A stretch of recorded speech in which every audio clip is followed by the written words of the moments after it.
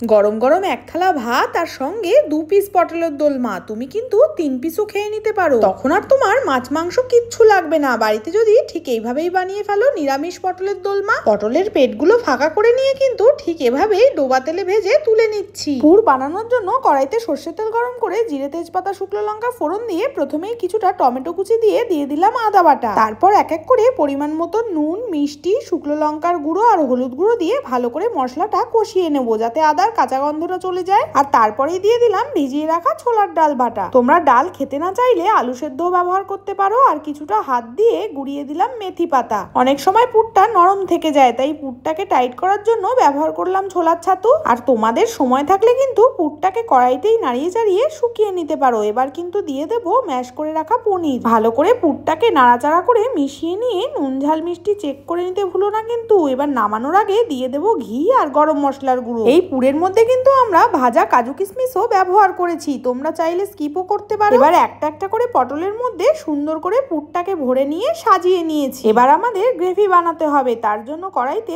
আবারও সর্ষের তেল গরম করে জিরে তেজপাতা শুকনো লঙ্কা ও কয়েকটা গোটা গরম মশলা ফোড়ন দিয়ে বেশি করে টমেটো কুচি দিয়ে নাড়াচাড়া শুরু করে দিলাম। আর টমেটোগুলো যাতে খুব তাড়াতাড়ি মিশে যায় তার জন্য বেশ কিছুটা নুনও দিয়ে দিলাম। তারপরেই দিয়ে দিলাম আদা বাটা। আর মশলা কষানোর সময় কিন্তু সবসময়ই কড়াইতে জল থাকতে হবে যাতে মশলা পুড়ে না যায়। এরপর এক এক করে পরিমাণ মতো নুন, চিনি, লঙ্কার গুঁড়ো আর হলুদ গুঁড়ো দিয়ে দিলাম। আর অনুষ্ঠান বাড়ির রান্না বলে কথা, তাই বেশ কিছুটা টক দই ব্যবহার করার পরে দিয়ে দিলাম নারকেল বাটা। আর কাজু পোস্ত বাটাটা তো দিতেই হবে গ্রেভির গাঢ়ত্ব আনার জন্য। বাড়িতে রান্না করলে কিন্তু তোমরা কাজু পোস্ত বাটা স্কিপও করতে পারো। এবার আমরা গ্রেভির কালার আনার জন্য কাশ্মীরি লঙ্কার গুঁড়োর সাথে কিন্তু দিয়ে দিলাম মেথি পাতা। এবার দেখো তো গ্রেভিটা দেখতে কেমন লাগছে। আমাদের কিন্তু ঠিক পরিমাণ মতনই গ্রেভি রাখতে হবে। আর নামানোর আগে ঘি, গরম মশলা আর ভাজা জিরের গুঁড়ো ব্যবহার করতে পারো। গ্রেভি কিন্তু আমাদের রেডি, দেখতেই পাচ্ছ। এবার কিন্তু এই গ্রেভিটা আমরা পটলের ওপর থেকে ছড়িয়ে দেব। গ্রেভি দিয়ে পটলটাকে এভাবেই রেখে দেব। আর খাওয়ার আগে আমরা এটাকে ফুটিয়ে নেব, কারণ গ্রেভি দিয়ে এই পটলকে কিন্তু বেশি নাড়াচাড়া করলে পুর বেরিয়ে যাওয়ার সম্ভাবনা থাকে। আর ওপর থেকে আমরা সুন্দর করে ফ্রেশ ক্রিম দিয়ে সাজিয়ে নিলাম। তোমরা বাড়িতে